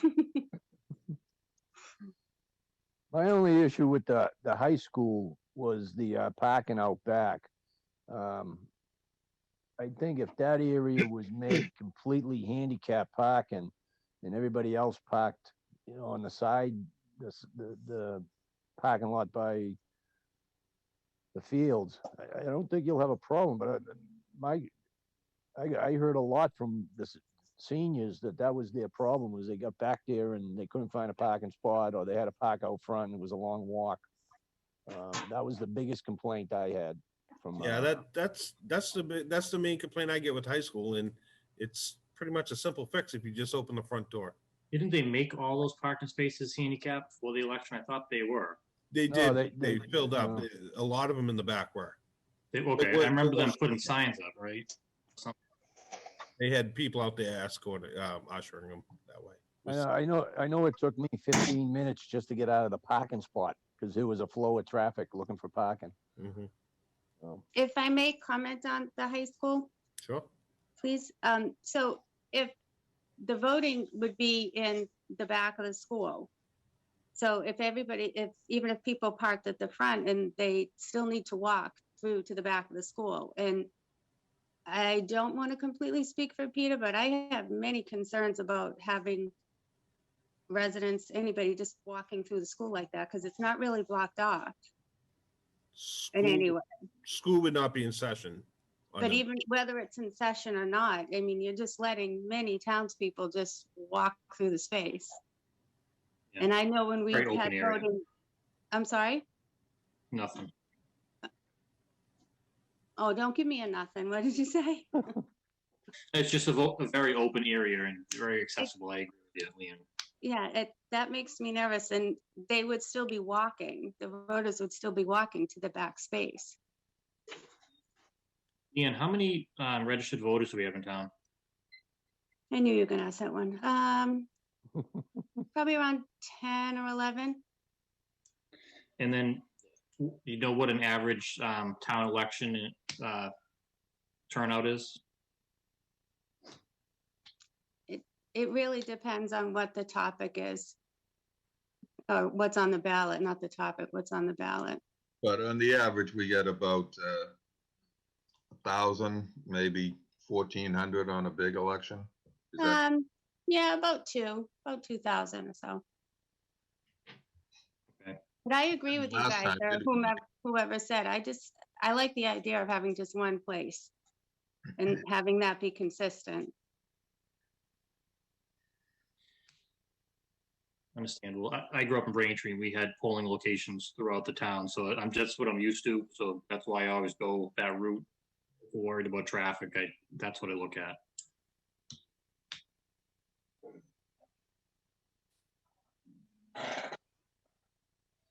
Anybody else from the board have anything?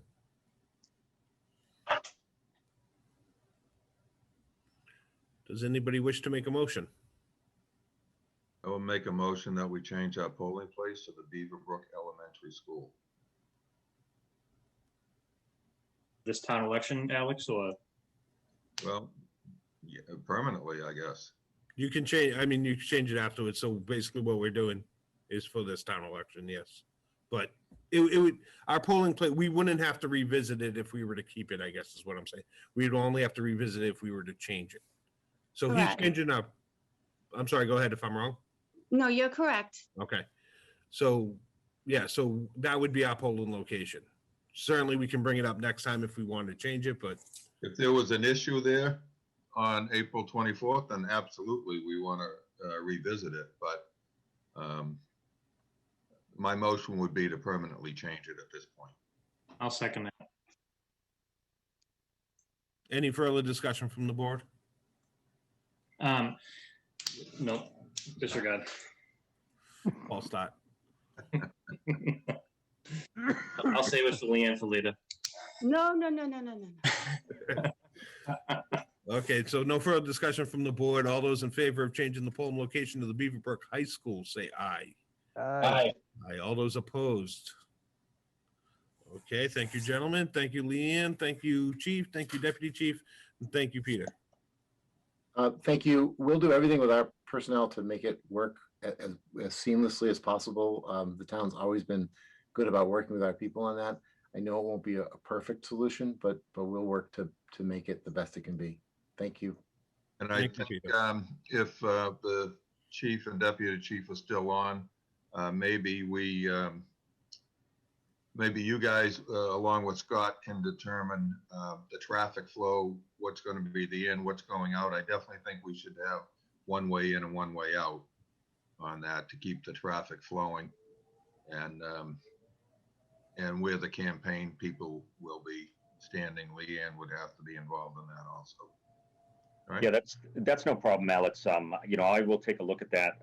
I can tell you right now that if we're doing one way in, one way out, the in will be at the top of Ralph Hamlin, Right. because that's a difficult area to get out with the intersection there. Exactly, and that would be a good spot for campaign workers to be along those sidewalks there and out of the way and off Washington Street, hopefully. I think maybe you might want to bring them down off Washington Street. Yeah, I mean, that would be ideal but I don't know how much control I have over that as far as the campaign laws and whatever else.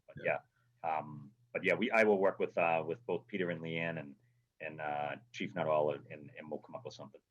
All right, great. Thank you all. May I add one more comment, please? Sure. I would just while everybody's here, I would just like to take this opportunity to thank everybody for the different department heads for being so incredibly helpful. John with Highway and both chiefs and Peter and Felicia, thank you very much for your continued support for my office always. I really appreciate it. Thank you. Thanks, Leanne. You, Leanne. Thanks for coming on, Leanne. Nice seeing you, Leanne. Huh? We You know appreciate I all you have- do, Leanne. Oh, Kevin, thank you. Oh, you're welcome. Guys, have a good night. Good night, Leanne. Thank you. Okay, up next, discussion on our next meeting on where to hold it. Town Hall is back open. We are welcome to hold our meetings live and in person there if we would like, or we could remain on Zoom. So The town hall is open, right? Town hall is open to the public. We are strongly encouraging appointments.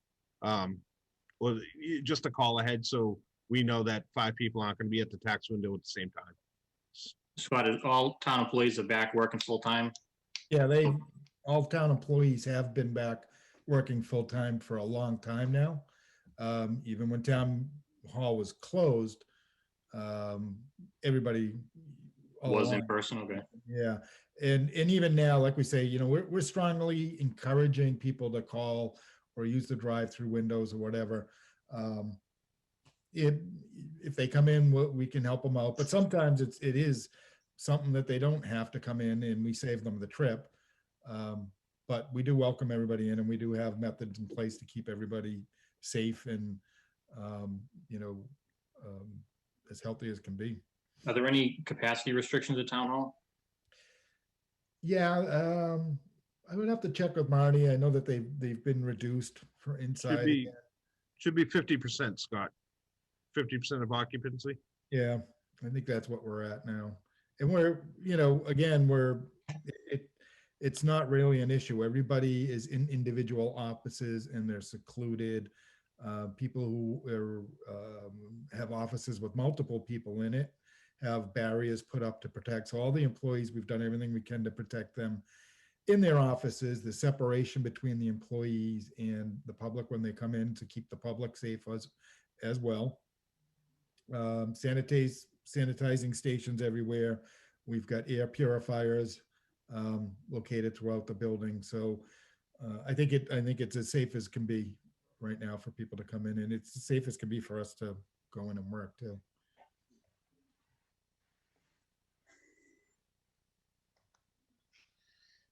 I think everybody knows where I stand on this. I much prefer in person. I think Zoom was a necessary evil during the pandemic, but I like the meetings in person, open to the public. I know people can join on the Zoom, but it does restrict people that don't Not use the same. computers. Definitely not the same. Yeah, I agree. Those are my thoughts, but and we can always switch back, of course, if things change. But as far as our next meeting goes, where would you guys like to hold it? I would like to see it in person.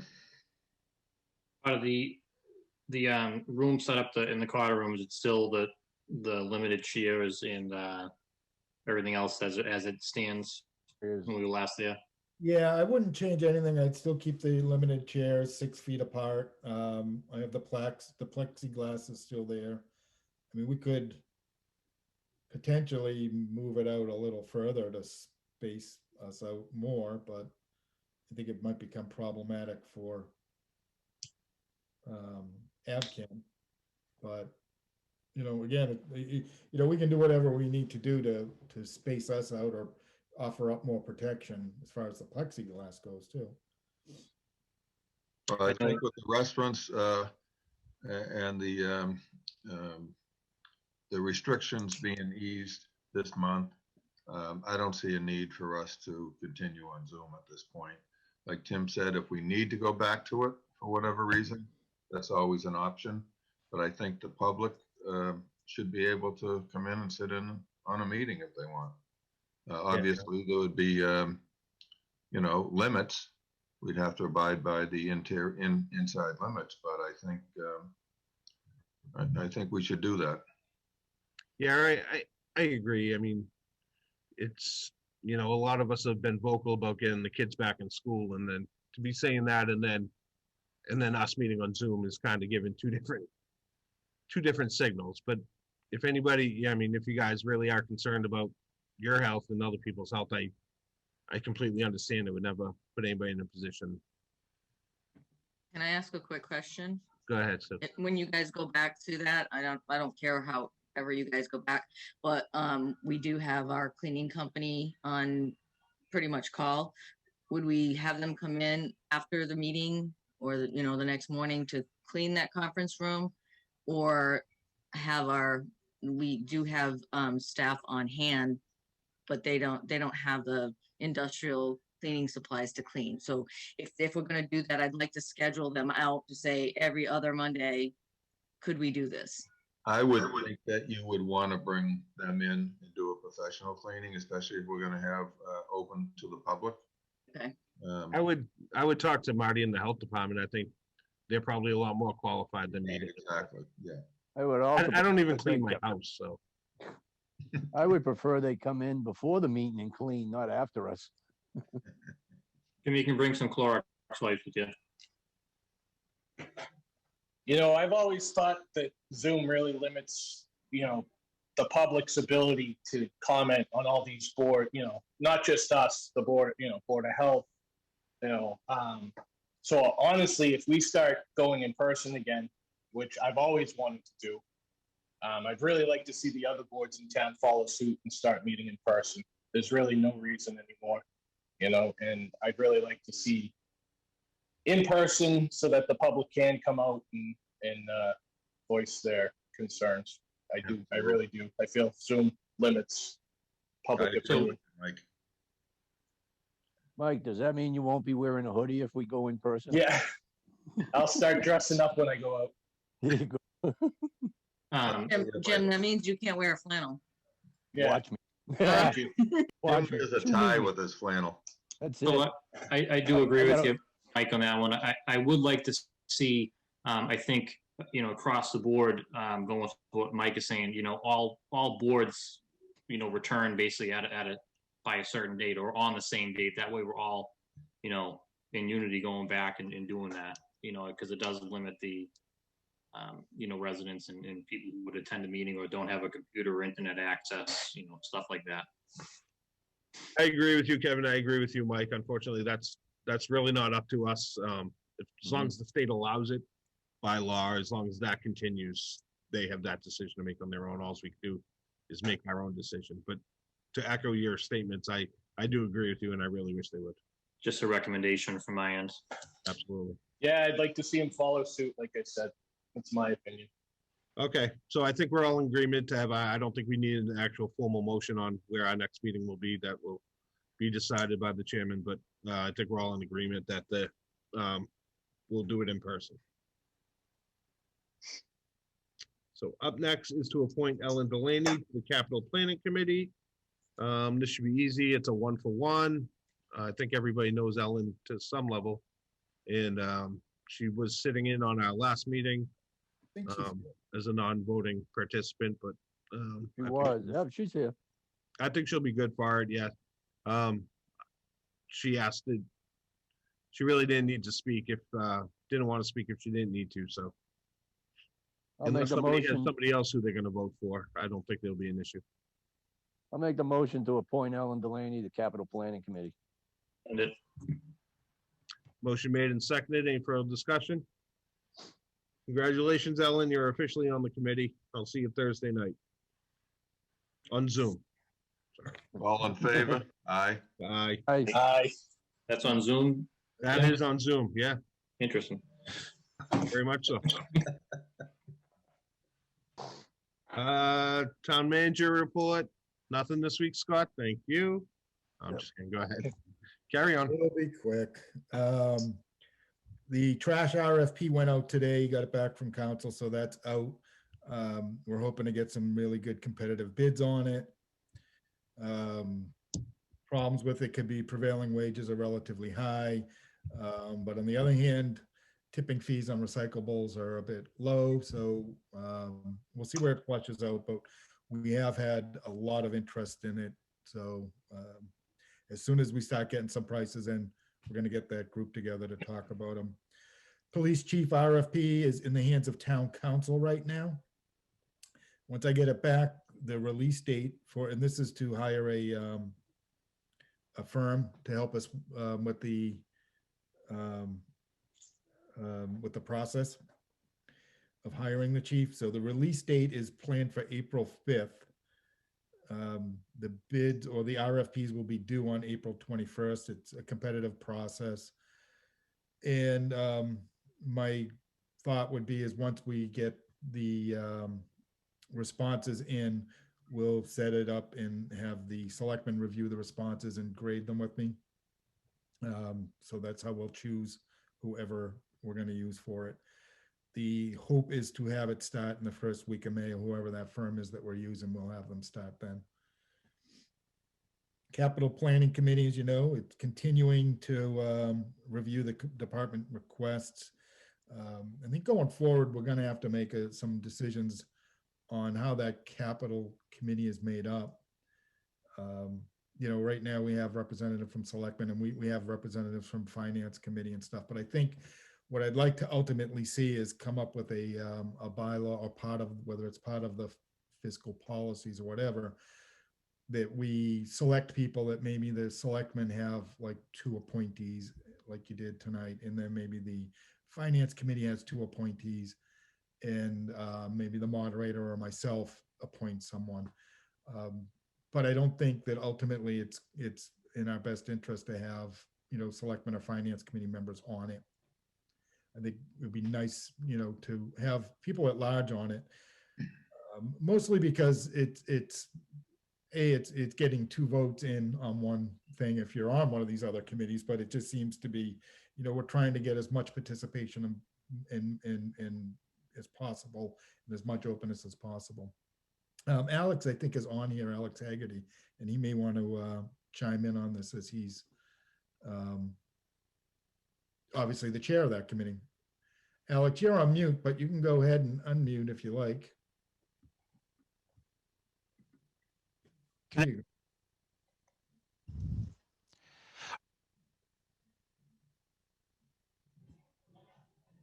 Can't hear you.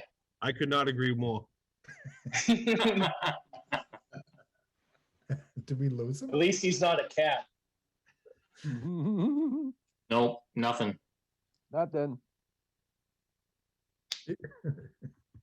Just so everybody knows, I'm not doing it. Okay. This is a technical error. Sure it is, Tim. Oh, is he running against you? Okay, well, we have two host agreements right now for marijuana dispensaries. Jim and I met with them met with town council last week, and we sort of reviewed what we had in front of us. Both of them are in town council's hands right now. They're gonna do a review of them and reach out to the applicants directly. And once that happens, and once they've worked that out, we'll bring the agreements to this board to vote on, and they're off to the planning board after that. How about now? Hey, there you are. No, there we go. Well, thank you, Scott. Thank you, Sue, for putting this whole capital planning committee together. We've been established since the end of January.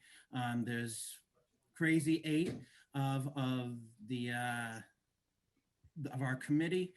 We're, as Scott said, we're in the process of talking to each department head, trying to get a sense of what their capital needs are for the next 5 fiscal years.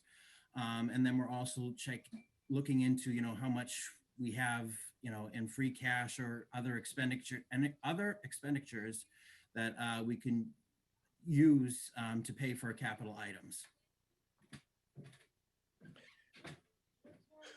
Well, thanks, Alex. And like I was trying to explain to him that, we're kind of still going over some of the sort of the procedures of how that committee is going to work and how it's going to be made up and what our expectations are. But we'll keep working on it.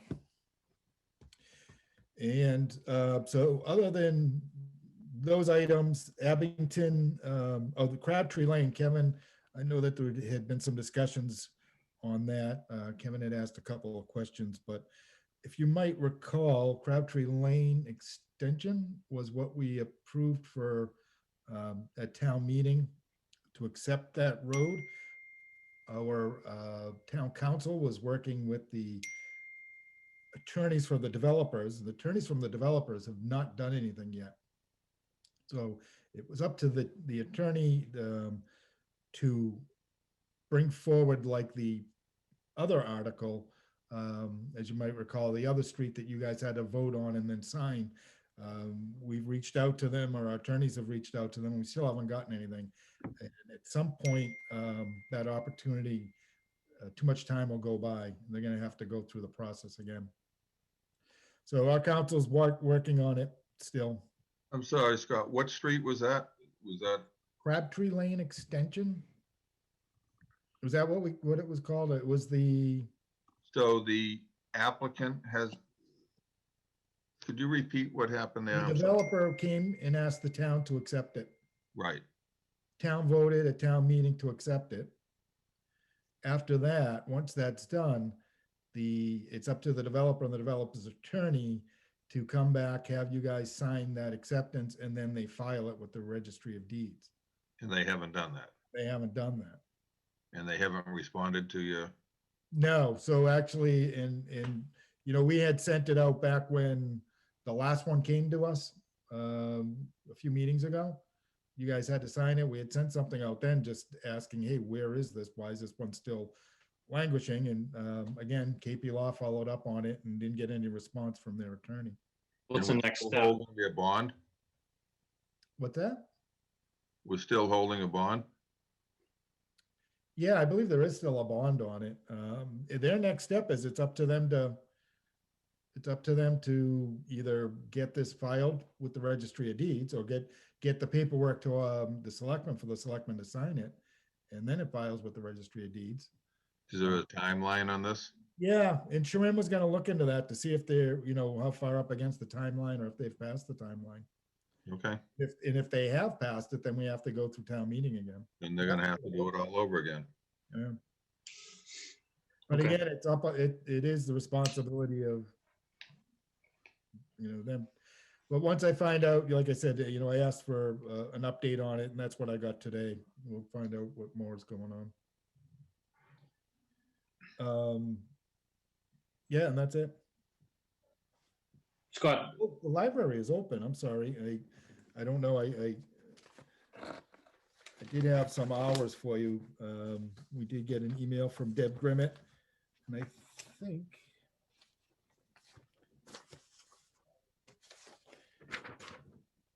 Tuesday.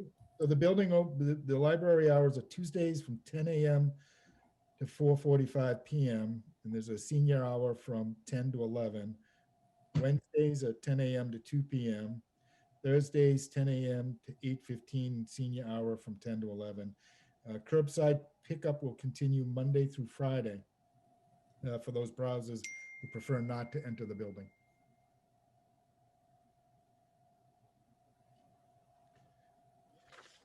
And that's it for that. the police chief RFP, why is it taking so long? I know last meeting, I thought you said it would be out by the end of the week, but now we're saying it's No, going to I'm just out waiting in for town April. council to get it back, but it really, I wasn't really looking for it to be out much before then anyways. We're looking to hire somebody, mid to end of June, so they're ready to go in September 1. So this is pretty much well into my timeline. Okay. But it's definitely going to be out on April 5th. Yeah, actually, and there's very little, I don't really have much that I expect to come back from town council on. I don't think that they'll have any markups on it. But they have plenty of time to do so.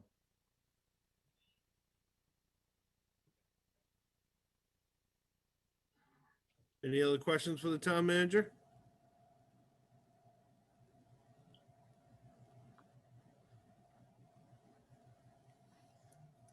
Is there a motion?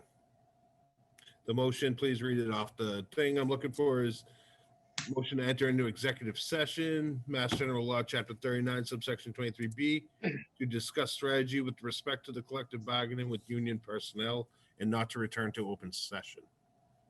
So moved. Second. Okay, roll call vote. Mike, Mike's gotta leave. Kevin, Sorry, Mike. Yes.